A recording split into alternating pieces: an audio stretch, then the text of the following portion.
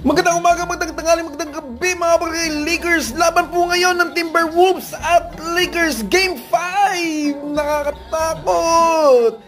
Win or go home na po mga kabarangay Lakers. Panoorin natin. Ayan na po yung dalawa mga kabarangay Lakers, Luka and LeBron. Ayan na po sa Crypto.com Arena Game 5. Comment, like, and share. Subscribe sa YouTube at Facebook. Follow nyo po kami. Yan na po ang starting lineup. Wala po si Jackson Hayes. Yan na po ang Timberwolves. As usual, ang kanilang first five. Game na!